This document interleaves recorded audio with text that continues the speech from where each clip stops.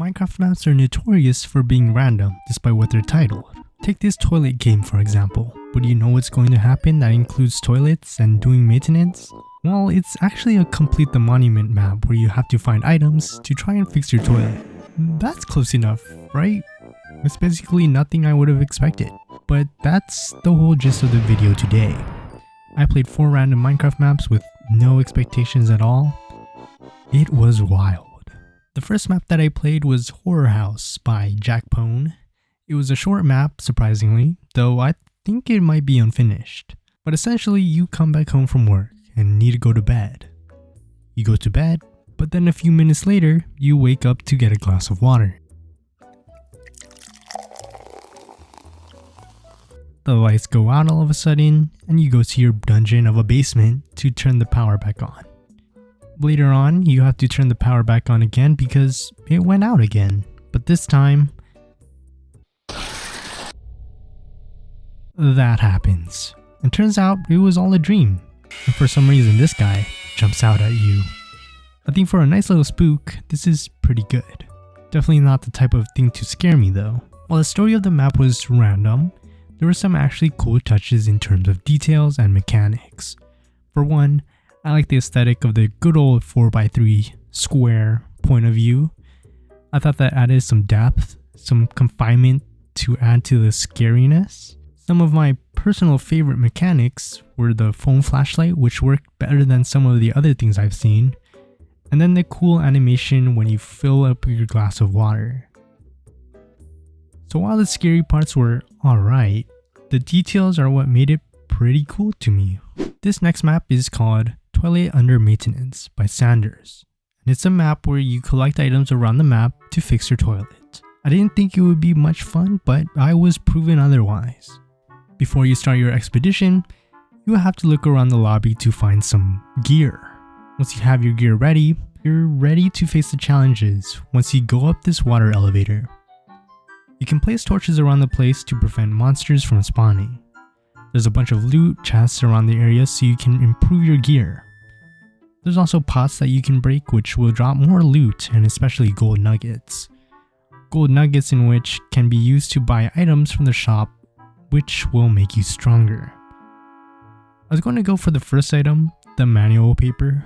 All I did was run around, die a couple of times, until I found signs leading me to the first objective. This challenge was to run up a flight of stairs to the top while defeating spiders and some zombies that may fall on you. At the top, there's a chest encased with glass. Breaking the glass, I then opened the chest, anticipating the manual paper. It was poop. I got baited. So I turned right, and lo and behold, there was a ladder leading upward to another set of stairs, to another chest. Finally got the manual to fix the toilet. I surprisingly enjoyed my experience with this map. I liked some of the mechanics in this one too. My personal favorite was the shop with all the items. I could see this game as like a somewhat of a roguelike genre.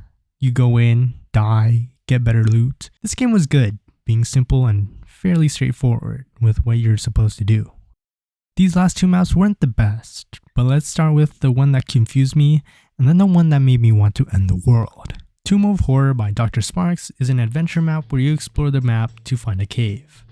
This cave is the Tomb of Horrors, where you're given this book that will give you some riddles of some sort, and you're gonna have to figure out how to complete the dungeon. I had to be careful of my steps in this one because this is what happened a lot.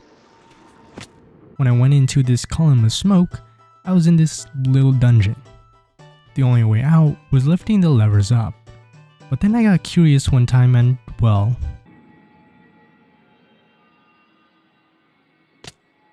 until I figured out that there was a button on the wall that opened the way to another path. I was met with a maze of rooms where I had to find buttons to reveal the path forward. Then there was another column of smoke which I took that led me to this swamp area. I decided to run out to see if I can find something, but I looked too far and I fell off the map. Being informed about the whole idea of the map, I understood it a little better.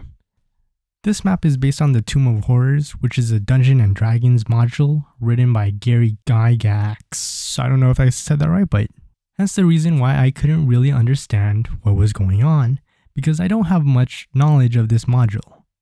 If you're huge on D&D and play Minecraft, perhaps you should definitely check this out and let me know what you think. This last map was frustrating to play. Dave's Curse by The Warfare 27 is a puzzle adventure map with a goofy ass story. Dave's a bad guy, and then he shows up to this wedding and messes it up by eating the wedding cake.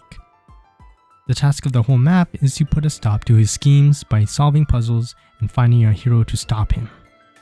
Now, if I had not used the tutorial that I was given, which I confess that I did have to use a tutorial, this game would have costed me like more hours than I would have liked otherwise. There aren't any clues to how to complete the puzzles, and you need some critical thinking as well as knowledge of Minecraft mechanics to complete them.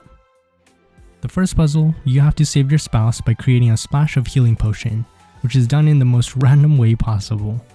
Use the string and shears on the wall to make yourself a fishing rod, then you use a fishing rod to fish out these random gold nuggets that are in a high crevice on this other wall. There's nothing straightforward about this puzzle, and the ones moving forward. The one that frustrated me the most, however, was this one. So one of the main but pretty cool mechanic of the game is that you can switch between two characters. In this puzzle, your task is to use the fishing rod to bring your spouse up to these platforms with pickaxes on them. But the tiny cracks to do so were awful. I would try throwing my line down, but it would get stuck on the glass. I had to readjust so many times, and when I was able to hook onto the character, I would fumble the launch. It was the most frustrating thing ever, especially when you have to deal with the position of the two characters. Luckily, I only needed 2 pickaxes, so the rest of the pickaxes that were there were pointless. I continued playing this game to a point where I was just done with it, and I mean like I was too frustrated to try to figure out the puzzles all the way to the end. While the puzzles were hard at the start, it got pretty easier towards the end of my playthrough, but a lot of times it just didn't make sense.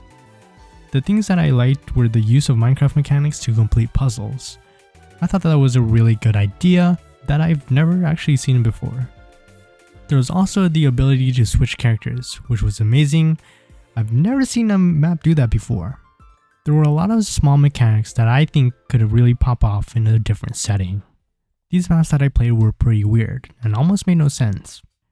However, it wasn't the weirdness of the maps that stood out to me, but rather the small details and effort put into making a mechanic that'll work in a game. I know these small things take a lot of time and effort to implement, so I think they did good in terms of that.